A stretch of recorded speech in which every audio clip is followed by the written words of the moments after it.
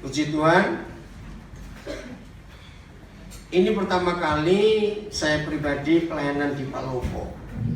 Tapi kalau ke Palopo ini yang kedua kali. Yang pertama saya lupa tahun 2007 atau ya kira-kira segitu. Waktu salah satu anak kami menikah di Gereja Toraja. Yang kedua kali. Terima kasih Pak Gembala. Terima kasih untuk para majelis yang memberikan kesempatan untuk kami boleh berbakti. Baik, pujian terakhir yang kita naikkan luar biasa. Kalau kita ada ikrar, kita ada janji, kita ada pernyataan bahwa kita mengasihi Tuhan Yesus. Betul? Ya. Nah, Alkitab hanya menjawab satu hal saja. Bahwa apa tanda, apa bukti kita mengasihi Tuhan Yesus? Kita buka Yohanes 14. Ya. Mengasihi Tuhan Yesus bukan dengan banyak berdoa. Mengasihi Tuhan Yesus bukan rajin memberi persembahan. Mengasihi Tuhan Yesus bukan puasa, rajin puasa, tidak. Kita lihat di Yohanes 14 mulai ayat yang ke-20. Yohanes 14 mulai ayat yang ke-20. Pada waktu itulah kamu akan tahu bahwa aku di dalam Bapa-Ku dan kamu di dalam aku dan aku di dalam kamu. Kira-kira kalau cuma kita baca begini saja bingung atau tidak? Loh, saya tanya bingung atau tidak? Siapa di dalam siapa? Terus kita ada di mana? Nah, justru dari kebenaran ini maka kita itu bisa mengasihi Tuhan. Kita tinggalkan dulu ayat 20, ayat 21. Barang siapa ngapain? Memegang perintahku. Coba sebutkan kepada saya kira-kira bentuk nyata, bentuk konkret dalam hidup kita sehari-hari memegang perintahnya itu seperti apa? Jangan bilang pegangnya kita terus, belum begitu ya. Bagaimana bentuk nyata memegang perintahnya? Mengasihi sesama, bukan? Lakukan apa? Itu nanti yang bagian terakhir, bagian berikut. Memegang perintah. Mengingat, bukan jangan jawab. Kalau saudara diam, saya akan istirahat karena capek sekali. Karena saya nggak ingin ngomong dengan botol, cuma buka mulut gitu aja. Jadi kalau saya ngajar, karena ya ini pertama kali saya ke Palopo, saudara belum kenal saya kalau ngajar itu selalu harus ada interaksi. Jadi janji termasuk anak-anak muda ya, kalau saya tanya harus dijawab. Kecuali yang bisu, maaf. Setuju? Nah, saya jawab. Apa bentuk nyata memegang perintahnya? Tadi saya jawab, mengasihi sesama. Bukan. Tunduk. Yang lain, cepat. Ayo. Taat, tunduk. Hampir sama. Lanjut, yang lain lagi. Memegang perintahnya. Ayo. Berarti selama ini sudah gak pernah pegang perintah Tuhan. Karena sudah gak bisa jawab. Ayo, satu lagi, seorang lagi. Memegang perintahnya. Apa? Langsung jawab, gak boleh jawab lagi. Yang lain. Apa? Itu masih terlalu abstrak. Masih terlalu samar-samar. Seorang lagi. Bukan. Melakukan ada nanti kalimat berikut. Bukan. Ini satu dulu. Memegang perintahku. Barang siapa memegang perintahku, artinya tidak ada yang lain dalam hidup kita kecuali hukum-hukum Tuhan. Dalam hidup ini ada banyak perintah. Ya atau tidak? Apa contohnya? Ayo anak-anak muda, susah benar ini. Apa? Hormatilah ibu, bukan. Kedudukan sahabat, bukan. Jangan mencuri, bukan. Dengarkan dulu. Memegang perintahnya itu artinya tidak ada hukum lain, tidak ada perintah lain di hidup kita selain perintah Dia. Sekarang saya mau buktikan. Maaf, berarti selama ini saudara belum pernah pegang perintah Tuhan. Karena saudara nggak bisa jawab. Bukan menuduh, tapi saudara perubahan dalam hidup kita. Seseorang melakukan sesuatu itu karena dia memerintah atau tidak? Jawab baik-baik anak-anak muda. Seseorang melakukan sesuatu itu berarti ada yang menyuruh. Loh, yang lain dia atau tidak? Jangan bicara. Biasa kan? Saudara serius dalam belajar firman.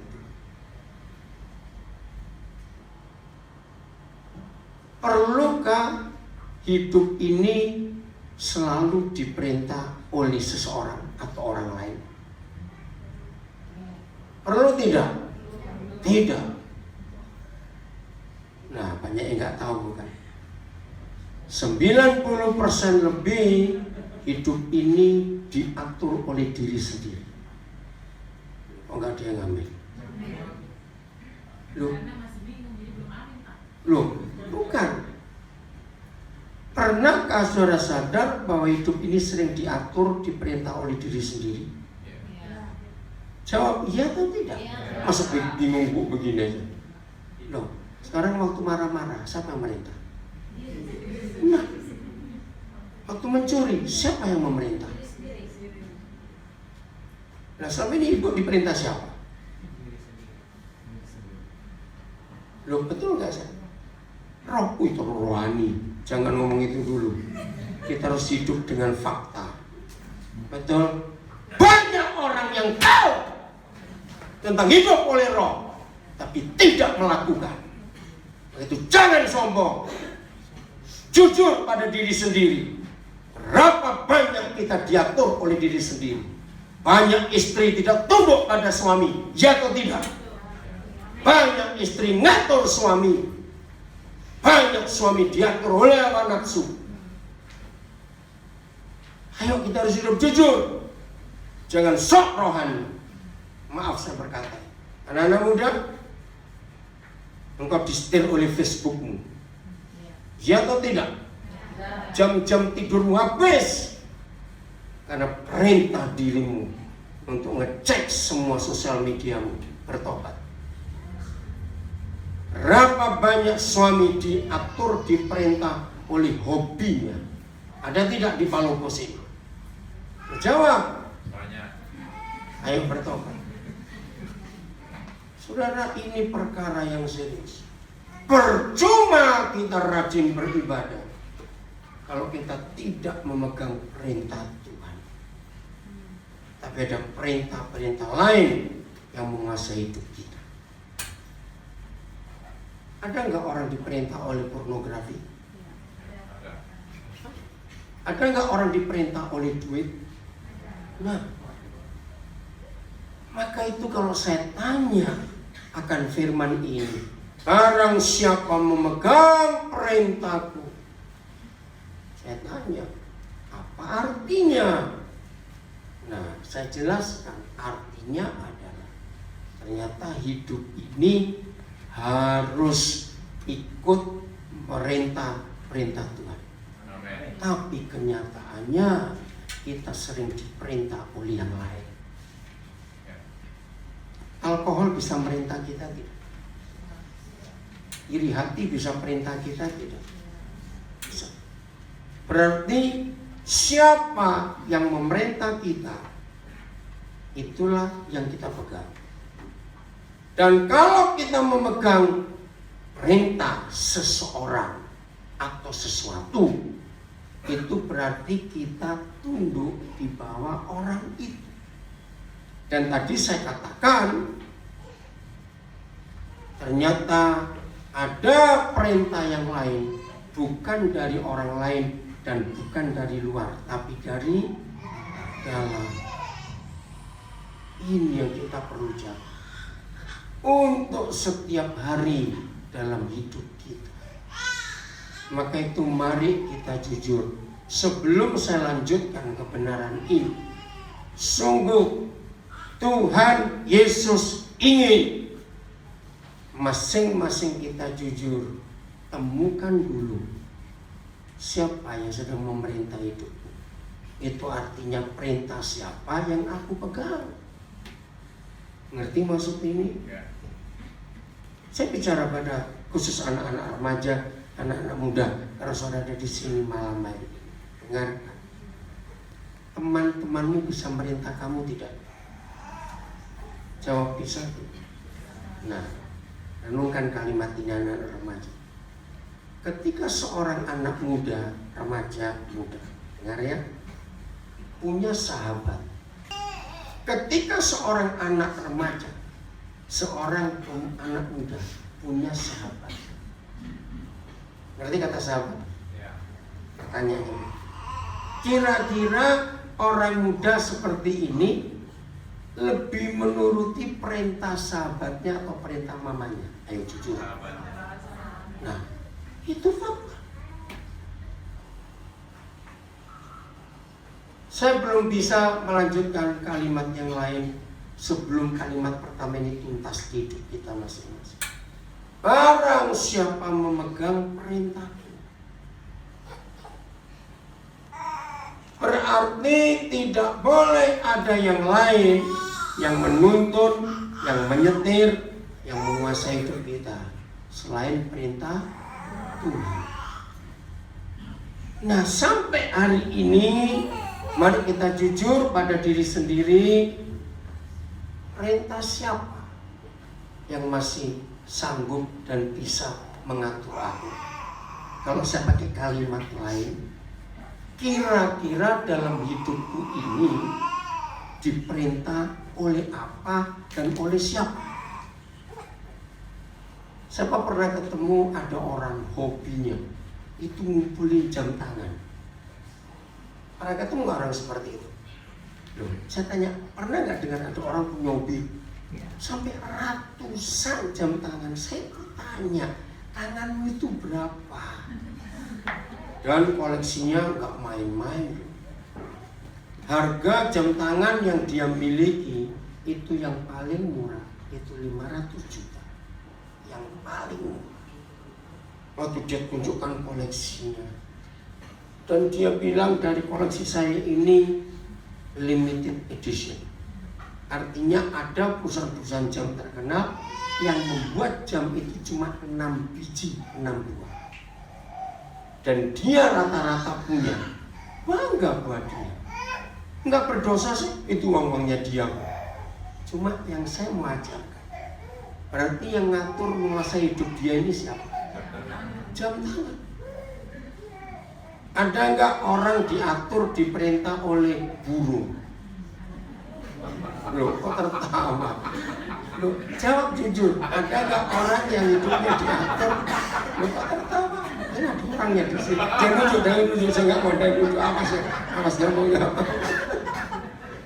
Nah, berarti orang itu, maafkan ya saudara, saya itu paling anti orang pelihara burung. Kenapa? Sebab Tuhan ciptakan mereka untuk bebas, bukan untuk dipenjarakan. Sungguh jahat kalau ada orang suka pelihara burung. Kasihan mereka.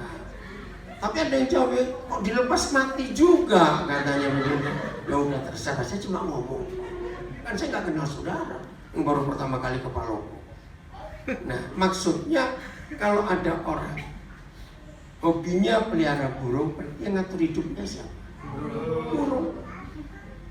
Kalau burungnya itu sakit, panik. Anaknya sakit, ada mamanya. Gitu jawabannya. Maaf, loh iya atau tidak? Nah, itu fakta. Maka itu jangan anggap enteng kalimat ini. Barang siapa memegang perintah. Oke.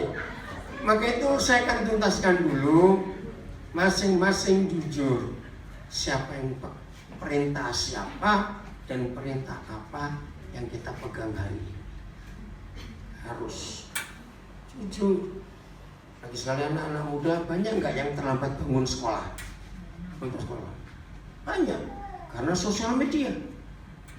Begitu sekali saudara buka, malam nggak bisa stop. Betul tidak jawab? Dan itu merugikan sekali. Ayo jujur, perintah siapa yang kita pegang di hidup? Ternyata enggak cuma anak-anak muda, ibu-ibu banyak yang terikat dengan Facebook sampai lupa masak. Betul? Awas ya. Dan banyak lagi perintah-perintah lain yang kita pegang dalam hidup.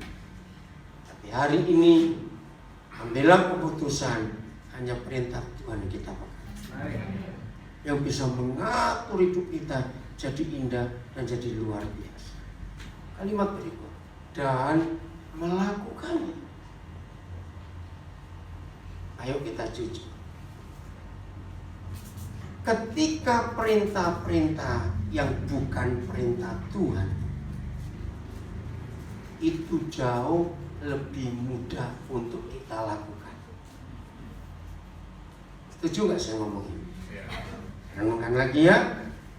Ternyata perintah-perintah yang lain yang bukan perintah Tuhan jauh lebih mudah kita lakukan dan jauh lebih mudah kita turuti. Saya ambil bukti lagi, sosial media. Begitu hatimu memerintah, buka Facebook. Langsung nggak kita buka? Langsung, jangan-jangan ada pacarku, ada temanku, jangan-jangan online, bisnis online putih masuk. Langsung, tanpa kita banyak mikir, besok bagaimana ya? Kalau pagi-pagi aku harus bangun sekarang jam 12 lebih misalnya. Betul tidak saudara? Perintah itu lebih kita turuti. Tapi begitu perintah Tuhan datang kepada kita, kuduskan dirimu. Jujur, sulit atau mudah? Sulit. Tapi ketika perintah sosial media, kenapa kita gampang lakukan? Maka itu setelah kita tahu perintah siapa yang kita pegang, maka lanjutkan. Kita lakukan atau tidak? Kalau cuma memegang perintah Tuhan dan kita tidak melakukan, punya arti enggak? Punya dampak enggak? Enggak punya. Semua bentuk perintah yang kita lakukan itu pasti punya dampak. Dan biasanya perintah-perintah lain selain perintah Tuhan, dampaknya negatif atau positif? Nah, barang siapa memegang perintahku dan melakukan. Kalimat berikut baca 1, 2, 3. Dialah yang mengasihi aku. Stop. Karena itu titik. Inilah satu-satunya kebenaran tentang bentuk konkret, bentuk nyata, kriteria, tanda-tanda, ciri-ciri anak-anak Tuhan, murid-murid Tuhan Yesus yang mengaku, aku mengasihi Yesus. Ternyata bentuk konkret mengasihi Tuhan Yesus adalah apa?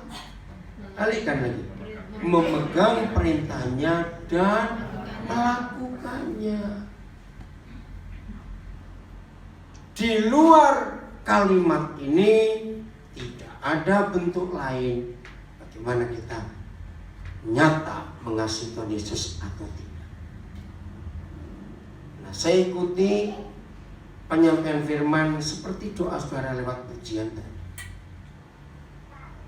Maka itu tanya pada diri sendiri, kira-kira yang kita nyanyikan tadi masing-masing ya, yang kita nyanyikan tadi kita sudah lakukan atau belum? Jawab dalam hati, jangan lewat mulut kita. Ntar kalau bohong ketahuan masalahnya. Tapi kalau dalam hati hanya Tuhan yang tahu. Saudara, kegagalan murid-murid Tuhan Yesus bukan karena kurang berdoa, bukan karena kurang baca Alkitab, bukan karena kurang rajin ikut ibadah, bukan. Ini salah satu bentuk kegagalan murid-murid Tuhan Yesus. tidak mengasihi dia. Maka itu dari awal saya katakan bahwa tanda dan ciri seorang yang mengasihi Tuhan Yesus nggak dilihat berapa jam dia berdoa sehari, berapa hari dia puasa sebulan, berapa rajin dia pelayanan, tidak. Berapa banyak persembahan, tidak. Saya stop dulu. Kita lihat 1 Korintus 13 ayat 1, 2, dan 3. 1 Korintus 13 ayat 1, 2, dan 3.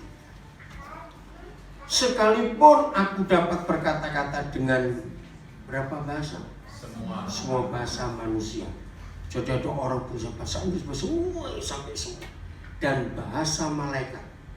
Tetapi jika aku tidak mempunyai kasih, aku sama dengan gong yang berkumandang cuma dong gitu aja, dan canang yang gemerincing. Ayat 1 bicara tentang orang-orang jenius, orang-orang pandai. Wih, pinternya luar biasa. Tapi kalau nggak punya kasih, nggak ada gunanya. Ayat 2. Sekalipun aku mempunyai karunia untuk bernubuat, dan aku mengetahui segala rahasia dan memiliki seluruh pengetahuan, dan sekalipun aku memiliki iman yang sempurna untuk memindahkan gunung. Ayat 2 bicara orang rohani. Wih, kalau dibilang Kristen hafal Alkitab, pelayanannya luar biasa, karunianya hebat, bernubuat, bahkan bisa memindahkan gunung. Tapi yang saya kaget, tetapi jika aku tidak mempunyai kasih, terus kan aku sama sekali tidak berguna. Oh saudara, cukup lama saya ingin mengerti 3 ayat ini. Saya diskusi dengan Bapak di surga, karena saya bilang ini kan orang-orang hebat, pintar, bahasa-bahasa apa tahu, pengetahuannya tinggi, ternyata bisa nggak punya kasih. Ayat 2 orang rohani. Kira-kira kalau saudara baca ayat 2 ini, orang ini hebat nggak secara rohani? Kalau dia hamba Tuhan, wih luar biasa. Kalau dia pendoa, wih nubuatannya luar biasa. Mengetahui segala rahasia dan memiliki seluruh pengetahuan roh, punya karunia bernubuat dan semuanya. Ngeri. Ternyata bisa kita lakukan tanpa kasih.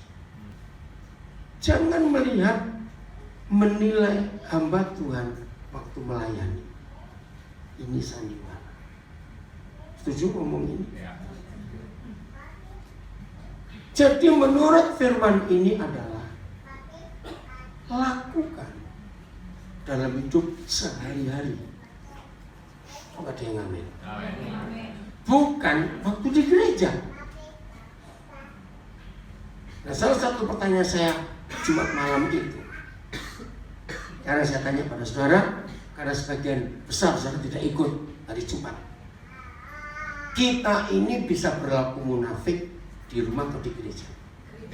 Nah, jadi di gereja banyak orang. Nah itu. Tertawa kan? Bilangin kok. Maka itu ini ukurannya, mempunyai kasih.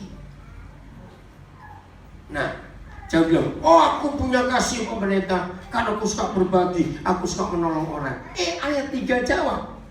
Ini jawaban kalau ada yang mendengar firman ini pun kata, aku punya kasih Pak Pendeta, aku suka bagi makanan, aku suka memberi. Ternyata ini firmannya. Ayo baca sama-sama. 1, 2, 3. Dan sekalipun aku membagi-bagikan. Jadi artinya apa? Segala sesuatu itu artinya apa? Semua yang dia punya dan bahkan menyerahkan tubuh untuk dibakar. Hebat gak ini? Tetapi jika aku tidak mempunyai kasih, sedikit pun tidak ada faedahnya bagi. Terus ini salah satu ayat dalam Alkitab yang lama sekali saya baru ketemu jawaban. Karena nggak masuk akal, coba jujur ya. Kalau saya ketemu orang seperti itu, bagi-bagi segala sesuatu, seperti habis ya? Habis. Ternyata ada orang yang melakukan itu tanpa kasih. Nah, saya bingung dong. Kira-kira ya atau tidak? Kalau saudara ketemu orang kayak begitu, tapi Tuhan menghakimi dia, engkau tidak punya kasih, bertanya enggak? Pasti kita berkata, Tuhan engkau tidak adil dong. Bahkan sampai dia membakar dirinya buat orang lain, bisa tanpa kasih.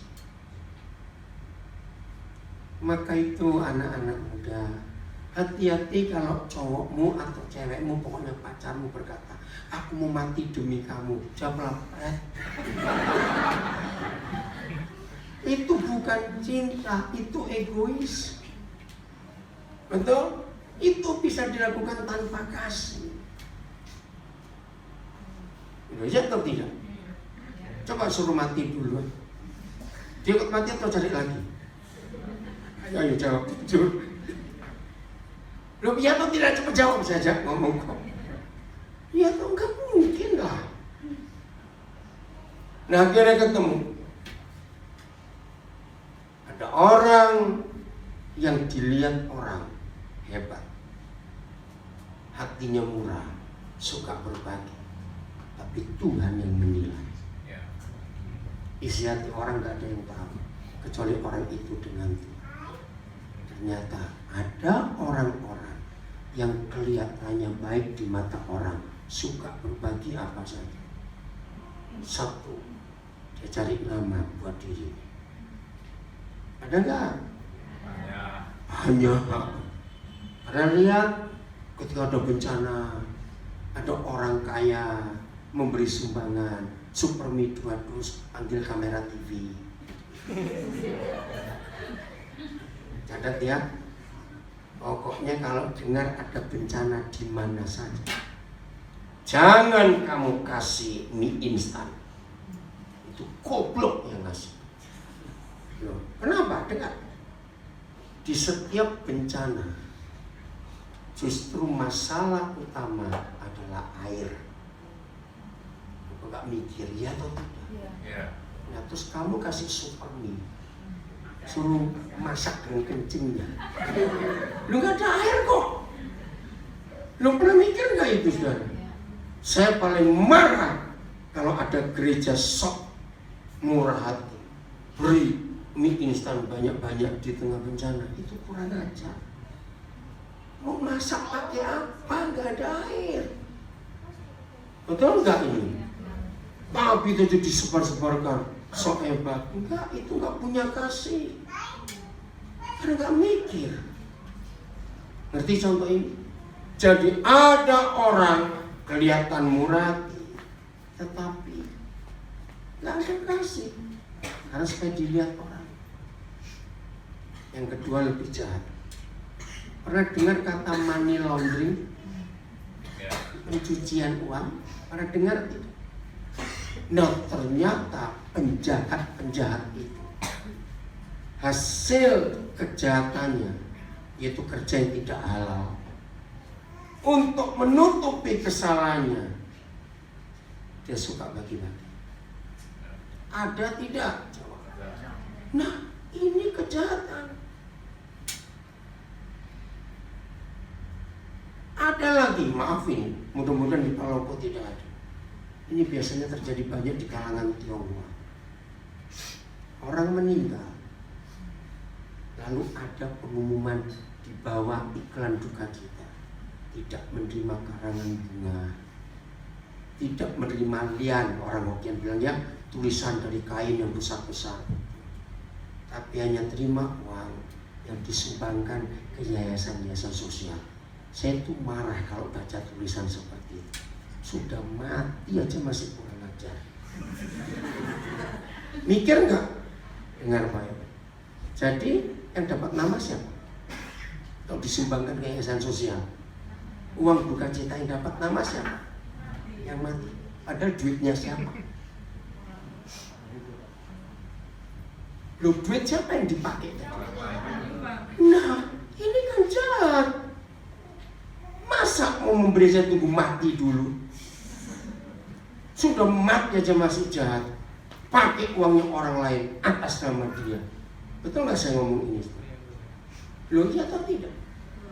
Oke. Saya tidak tahu di Palopo ada tradisi itu atau tidak. Tapi setelah Pak Jokowi jadi presiden, itu jadi berubah. Dengarkan ini. Setiap Lebaran dan Natal atau Tahun Baru, banyak orang kirim parsel. Apa kata parselnya? Dengar baik-baik. Ini saya marah juga pada orang-orang kaya yang kurang ajar. Biasanya orang memberi parsel itu diberikan kepada orang yang bisa beli atau nggak bisa beli. Kan jahat ini motivasi. Sudah tahu dia bisa beli, kenapa kamu beri goblok? Lo betul tidak? Ini kasih atau tidak? Bukan kok kasih gimana? Ini kasih atau tidak? Coba jawab. Ada kasih tidak? Tidak. Justru kalau mau memberi, berilah kepada orang yang nggak bisa beli. Betul? Maka itu firman ini luar biasa. Bahkan kalau saya keliling setelah Lebaran, setelah Natal, Tahun Baru ke rumah berapa teman orang kaya, mereka cuma jejer di ruang tamu parselnya itu. Pernah lihat nggak keluarga seperti itu? Nggak diapa-apain.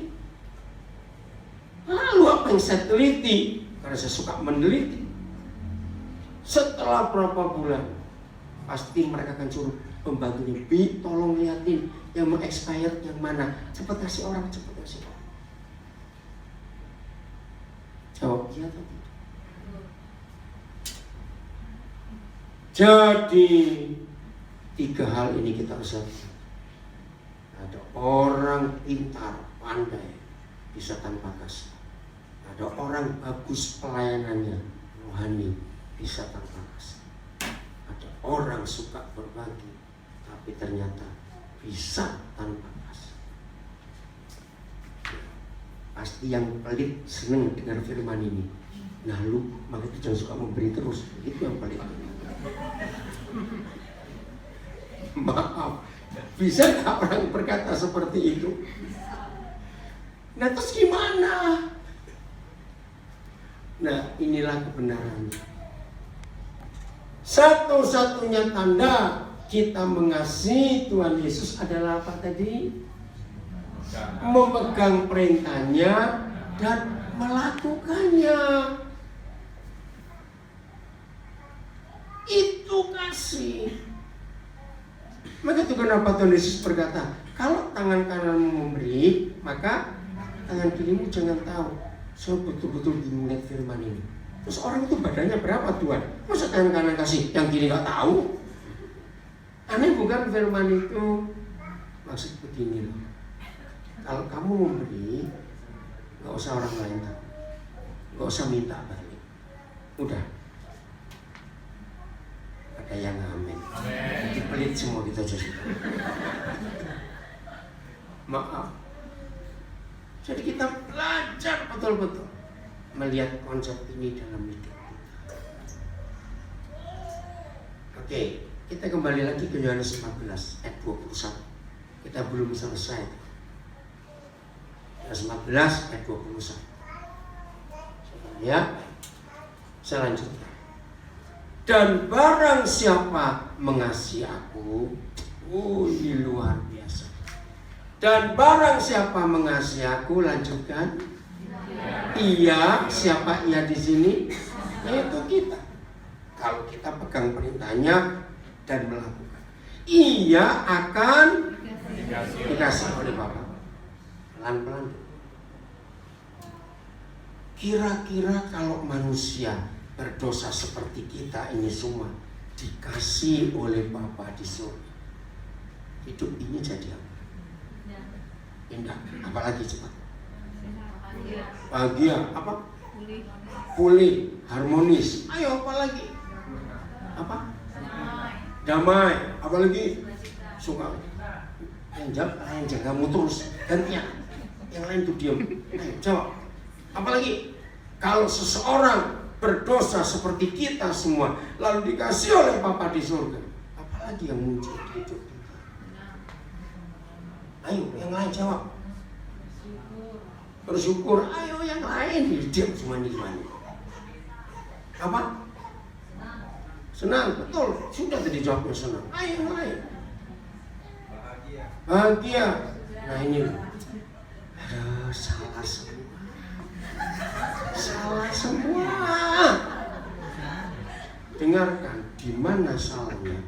Tadi kan kita sudah belajar 1 Korintus 13. Jawabannya adalah, jikalau aku orang berdosa ini dikasih oleh Bapa di surga, aku akan bagikan kasih itu ke orang lain. Jadikan taras semua saudara egois. Lo betul tidak? Aku. Gak boleh. Karena bentuk kasih Bapa adalah kasih yang berbagi dan tanpa menuntut apa. Jadi banyak orang memberi karena ingin dapat imbalan. Maka itu tidak sedikit juga orang Kristen yang memberi perpuluhan tidak tulus. Maka itu selama gereja mengajarkan perpuluhan dengan 2 kalimat ini, jangan takut, percayalah Tuhan akan balas lebih dari itu. Jangan amin, salah. Kok amin? Justru yang salah. Awas kembali ini. Itu salah. Terus diam. Saudara serius. Kalau saudara tadi saya tegas memberi orang lain gak ingin dapat balasan, harusnya sama. Kalau kita mau mengembalikan hak Tuhan, jangan ada embel-embel. Aku ingin diberkati lagi. Salah. Lo betul tidak? Lo jawab iya atau tidak? Ya. Salah. Karena waktu dia memberi, dia gak pernah minta balasan dari kita. Yang kedua, jangan memberi karena takut terkutuk. Itu salah besar. Kalau saudara beranggapan seperti itu, berarti Tuhan kita mata duitan. Kalau dia nggak diberi, terus dia marah. Ih, kejam sekali. Betul Tuhan kita begitu? Ya sudah. Maka itu ini kita harus belajar. Apa yang kita dapat dari dia nggak boleh stop untuk kita, harus kita bagikan tanpa embel-embel. Maka itu jangan pernah berkata begini, saya sering beri tapi orang itu menipu. Ada nggak? Lu ada tidak? Oke, begini cara saya jawab. Maaf ya, jangan tersinggung. Ini yang pernah punya kasus seperti itu. Saya tanya balik, selama kita itu ada nggak di antara kita yang nggak pernah nipu Tuhan? Nah, ayo jawab. Ada tidak? Nggak ada. Berarti kalau kita ditipu orang, sama.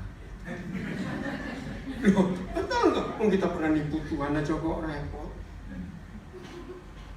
Jadi itu cara kita belajar. Jadi kalau Papa mengasihi kita, memang betul senang, bahagia, damai, sukacita, semua betul. Tapi kalau cuma itu saja untuk kita, jadi salah. Karena kita nggak pernah berbagi, betul? Belum selesai. Dan lanjutkan. Bukan. Kan kita masih sampai kalimat iya kan dikasih oleh Bapakku, kan itu. Dan aku pun akan mengasihi dia. Stop. Aku pun di apa di sini? Tuhan Yesus. Wali. Bukankah dikasih oleh Papa di surga itu sudah lebih dari cukup? Jawabnya atau tidak? Lebih dari cukup. Maka itu yang saya tunggu jawaban saudara adalah bukan senang, bahagia, sukacita, damai, apalagi tadi. Bagikan. Amin lah. Amin. Karena kasih Papa kepada kita lebih dari cukup. Amin. Maka itu kita bagi. Sekarang Tuhan Yesus yang mengasihi kita. Apalagi tanda. Bagaimana bentuknya? Apa yang terjadi dengan kita? Kalau sudah dikasih oleh Bapa di surga, dikasih oleh Tuhan Yesus. Jadi, ayo, jadi susah. Bahagia lagi. Jangan dong, sudah bahagia tadi kok. Berbagi. Sudah, jawabannya sudah tadi. Ayo, siapa lagi mikir? Ini luar biasa. Artinya, boleh nggak seorang murid Tuhan Yesus setelah dapat dua kasih, mendapat kasih dari dua pribadi yang hebat itu, masih berkata kesepian? Ayo jawab.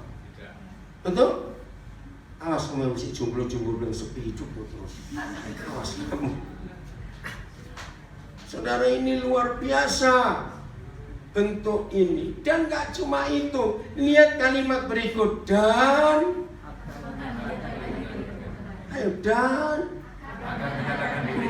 akan menyatakan diriku kepadanya. Apa kata lain menyatakan diri? Ayo pikir cepat. Apa? Nggak dengar saya rumah kuat. Apa itu menyatakan diri? Dan menyatakan diriku kepadanya, kepada dia yang mengasihi dia. Menyatakan diri apa? Memproklamirkan. Memproklamirkan, bukan. Menunjukkan. Hadir. Ini luar. Wah, itu luar biasa. Maka itu kesimpulan ayat ini adalah dengar baik-baik. Tuhan kita tidak menilai kasih kita kepada dia dalam bentuk ritual agama. Oh, gak amin ya? Hanya Tuhan Yesus yang berkata, kalau kamu puasa, gak usah tunjukkan orang mukamu kumus-kumus tuh bahasa Indonesia, muram, rambutmu acak-acakan, gak usah. Itu orang munafik. Kalau kamu puasa, biar aku dan kamu yang lain puasa. Maka itu kalau mau puasa jangan masukkan Facebook, jangan ganggu aku puasa. Awas kamu. Kenapa kok Pak Gembala ini? Puasa aja. Apa itu namanya? Apa itu anak muda kalau masukkan apa di sosial media? Update status. Susah bener. Nggak usah, sok bener. Jangan ganggu aku ya, aku 3 hari mau ke Bukit Doa berdoa. Apa itu maksudnya? Padahal belum tentu di sana berdoa. Tidur kan ada yang tahu, apa nggak ada yang nungguin? Maaf ya, ngerti kalimat ini? Maka itu jangan menunjukkan bukti kita mengasihi Tuhan Yesus dengan ritual keagamaan. Dia nggak mau dengar. Ayat 22. Ya keluar dulu kalau panas, itu buka aja pintunya Bu. Bu, Ibu, ayo buka aja, buka ya. Supaya ada udara luar juga masuk. Dengan ayat 22. Oh, ayat 23. Saya nggak usah bahasin dulu ya. Ayat 23. Yohanes 14:23. Jawab Yesus. Jika seorang mengasihi, dibalik sekarang, ia akan apa? Menuruti firman-Ku. Nah, ini kan ayat 20, ayat 21 tadi. 21 ya kita belajar. Barang siapa memegang perintahku dan melakukannya, dialah yang mengasihi aku. Nah, sekarang Tuhan Yesus menyatakan, jika seorang mengasihi aku, ia akan menuruti firman-Ku. Dan diulang lagi, Bapakku akan mengasihi dia. Ini luar biasa. Maaf, masalah terbesar suami istri adalah saling menuntut untuk dicintai. Itu wajar atau tidak? Wajar. Tapi itu salah. Loh, wajar kok salah? Memang menikah kan untuk saling mencintai, saling mengasihi. Tapi kalau menuntut itu bukan cinta lagi. Itu egois. Ayo jujur. Berapa kali kita dengar firman, dengar khotbah? Antara kita dengan Tuhan Yesus dan Tuhan Yesus dengan kita, siapa yang lebih setia dalam mengasihi? Ayo jawab, siapa lebih setia dalam mengasihi? Tuhan Yesus. Berarti dia tahu nggak kita sering tidak setia? Tapi dia tetap mengasihi tidak? Nah, apakah dia menuntut kita untuk mencintai dia juga? Enggak. Jadi suami istri yang sering bertengkar karena menuntut, kenapa kamu lebih perhatikan temanku daripada kamu perhatikan aku? Ada nggak rumah tangga saling menuntut seperti itu? Berarti itu yang menikah dua jaksa, saling tuntut menuntut di rumah. Jadi kalau sudah menikah, walaupun wajar kalau yang satu menuntut dicintai oleh yang satu, tapi jadi tidak wajar kalau kita lupa hukum Kristus. Anak-anak muda yang belum menikah, catat.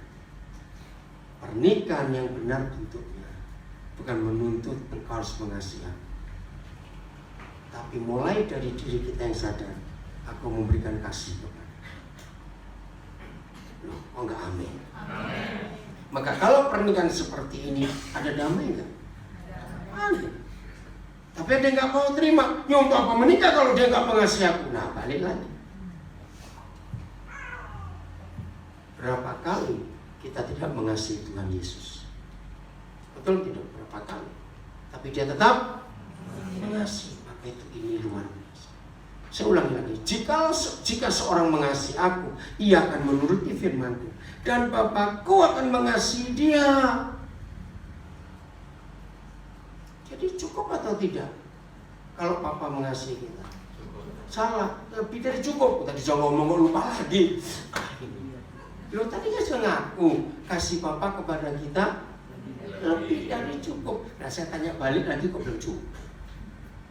Jadi jawabannya lebih dari cukup. Maka itu harus dibagi karena kelebihan. Betul? Nah, inilah satu-satunya ayat dalam seluruh Alkitab. Saya ulangi, inilah satu-satunya ayat dalam seluruh Alkitab. Ada kata kami. Pakai huruf besar kan? Ini luar biasa. Saudara boleh baca seluruh Alkitab Kejadian sampai Wahyu, gak akan ada ketemu kata kami kecuali Yohanes 14:23. Dan kami, terima kasih, akan apa? Datang kepadanya. Kepada siapa? Bukan yang mengasihi dia itu loh, kok kita enak aja, karena gak semua kita, bukan? Dan kami akan datang kepada yang mengasihi Yesus. Tidak semua orang Kristen hanya mengasihi. Kami akan datang kepadanya. Saudara, ini luar biasa. Siapa kami di sini? Bapa, Putra, dan Roh Kudus. Luar biasa. Dan lebih hebat lagi, kami gak cuma datang kepadamu dan ini loh, dan diam bersama-sama dengan. Nah, jangan bilang dia, saya tahu itu dia memang, bukan itu yang saya tanya. Datang kepada, diam bersama dengan yang mengasihi Yesus. Ini luar biasa. Kalau sudah kami, Bapa, Putra, Roh Kudus, nggak cuma datang tapi diam, kira-kira hidup ini jadi apa? Ya susah aja jangan. Oke, saya beri ilustrasi gini ya. Kalau ilustrasinya kita nggak ngerti, makan jeruk, makan pulang sana. Maaf, dengar. Belum ada presiden selama Indonesia merdeka seperti Presiden Joko Widodo yang merakyat dan suka belusukan. Saya pernah ke Palopo belum Presiden? Kasihan orang Palopo. Kami di Papua selama Jokowi jadi Presiden sudah 7 kali Presiden Jokowi mengunjungi Papua. Belum pernah ada Presiden saya dia ambil perhatian buat Papua luar biasa. Oke, saya bilang saja Presiden Jokowi sudah pernah ke Palopo. Namanya presiden kan juga orang. Waktu belusukan, coba sebutkan di Palopo daerah yang paling kumuh, paling jelek. Ngerti maksudnya? Itu daerah apa namanya? Yang paling kumuh. Kok gak bukan orang Palopo? Mancani. Oke. Presiden ke sana. Entah urusan. Nah, kan presiden juga manusia. Bisa kepingin kencing. Loh, saya tanya iya atau tidak? Ya. Nah, masa sudah sampai Mancini di Palopo dia pengen kencing, pulang ke Jakarta lagi, gak lucu. Berarti dia harus milih salah satu rumah di Mancini untuk dia kencing. Pertanyaan, begitu rumah itu dikencingi presiden, lo kok tertawa? Loh, tunggu, saya salah ngomong atau? Loh, salahnya di mana? Loh, jujur saya mau tanya, saya bisa tersinggung loh. Kenapa? Rumahnya dikencingi. Loh, ya memang dikencing, saya dikencingi.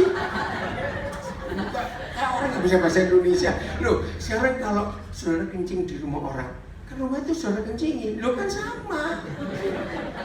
Loh, kenapa tertawa? Saya jadi bingung. Loh, betul tidak? Ya. Oke, jadi jangan ketawa lagi, awas ya.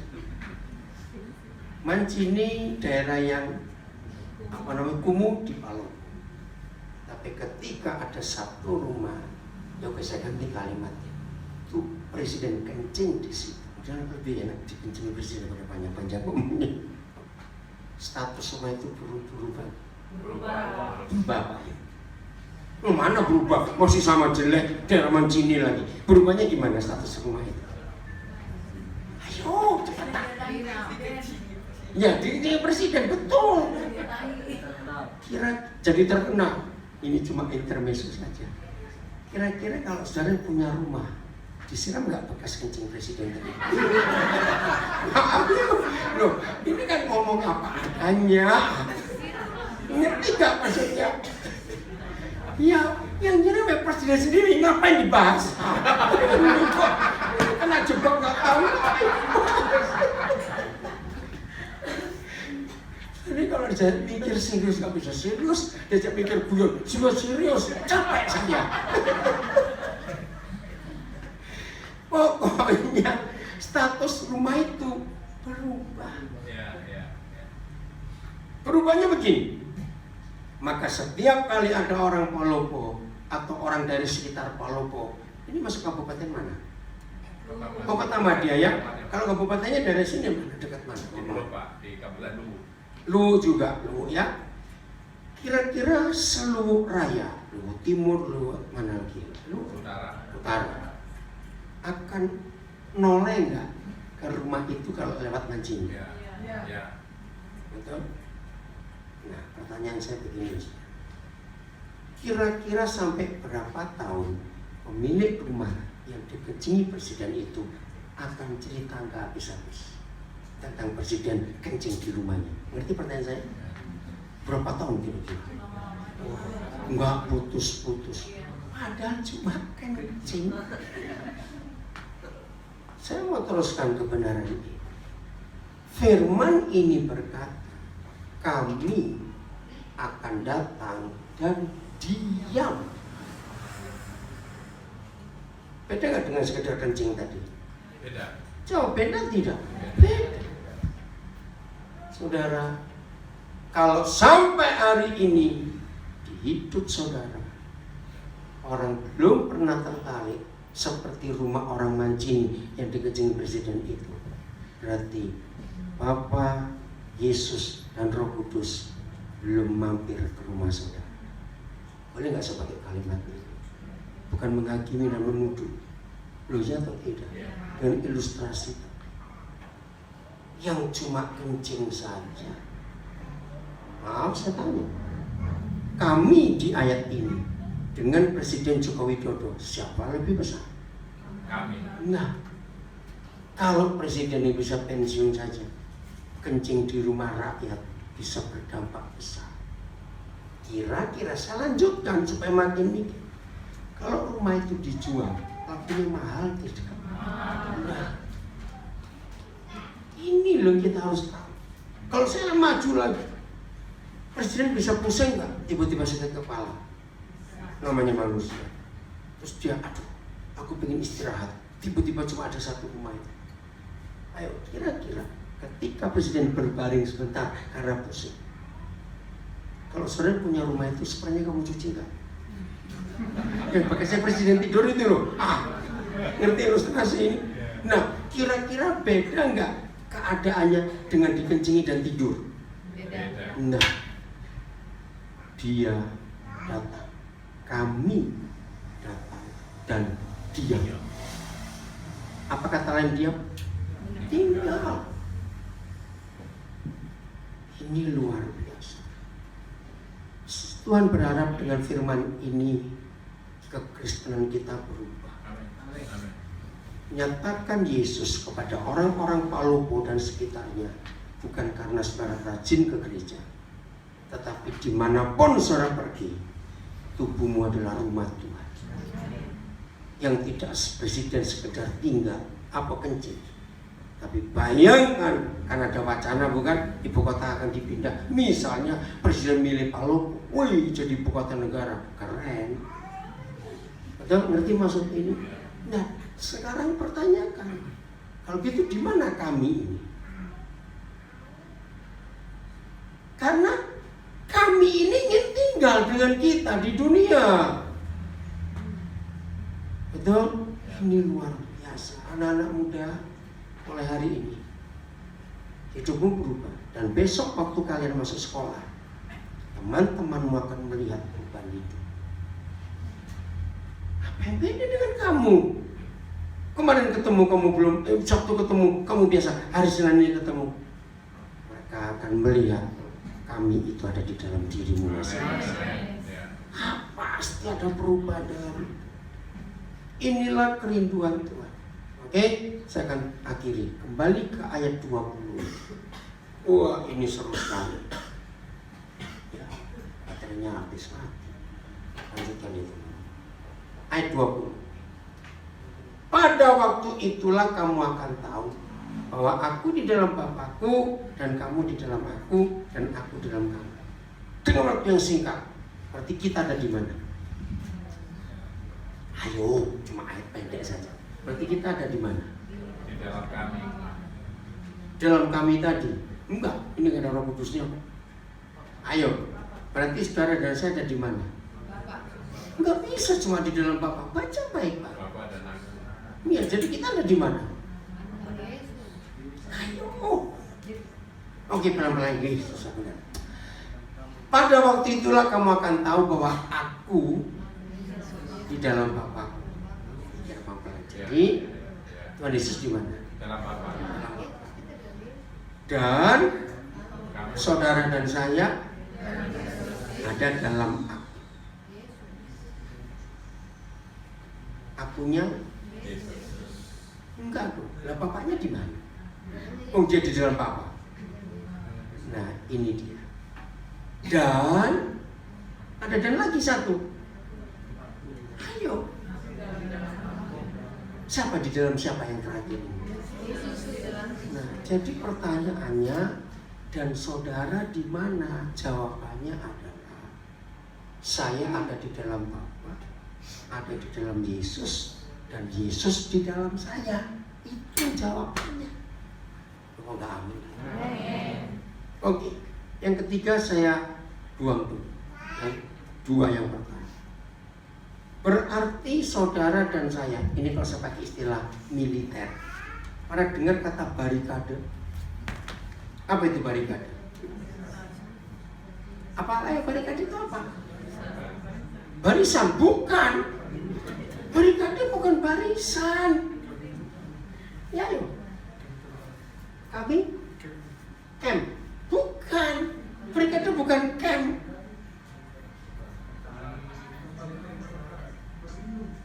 Iya. Penyekat, penjaga, perlindungan. Barikade. Bukan, oke, kita bisa sebut benteng tapi bukan benteng. Barikade. Nah, di setiap pertempuran harus ada barikade supaya musuh tidak seenaknya bisa lewat. Berarti ya, dan biasanya pakai kawat berduri. Atau ya, ada demo-demo itu kan ada barikade. Oke? Nah, dengan hal itu saya tanya kepada saudara, berarti kita ada di dalam berapa barikade? Yang dua pertama.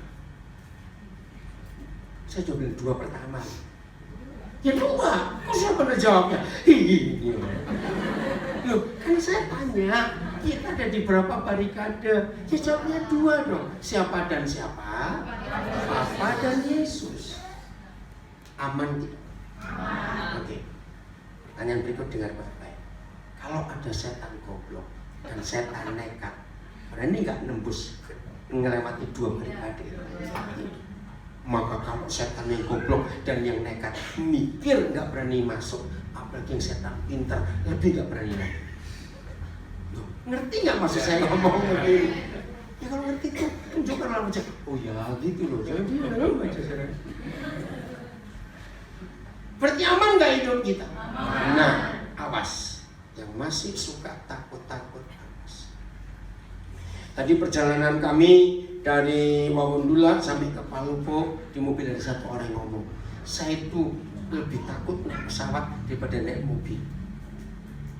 Berarti dia masih belum dalam. Kok hilang ayatnya? Kok hilang ayatnya kemana itu?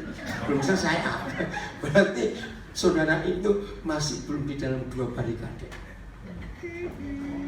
Kalau kita sudah menggenapi ayat ini, tidak perlu ada satupun yang kita takutkan. Amen. Sebab setan goblok dan setan nekat aja nggak bisa ngerti kita. Amin. Nah, rupanya masih belum selesai. Dan Yesus di dalam kita. Berarti kalau saya tanya, Yesus ada di mana kita? Loh salah, bukan cuma di dalam saja, gimana? Nah, itu jawaban betul. Tuhan Yesus ada di luar dan di dalam kita. Oh, enggak aneh. Dahsyat enggak itu?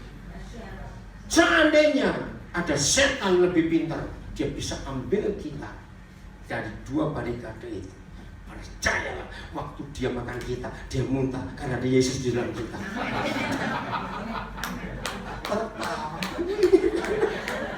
Maka itu kalau baca firman jangan pakai logika teologi, pakai logika anak-anak. Amin. Saya bisa menerangkan ini karena saya pakai pikiran anak. Ternyata mempelajari firman, menikmati firman dengan pikiran anak-anak enak sekali. Betul? Nah, apa yang saya ajarkan ini nggak akan pernah dapat dari sekolah teologi manapun juga. Karena buat teologi penguraian ini suatu kebodohan. Betul tidak? Tapi itulah hebatnya 1 Korintus 1 yang dianggap bodoh oleh dunia yang dipilih oleh itu. Amen. Maka itu renungkan firman. Berarti aman gak hidup kita ini? Salah, sangat aman. Aman sejauh gimana?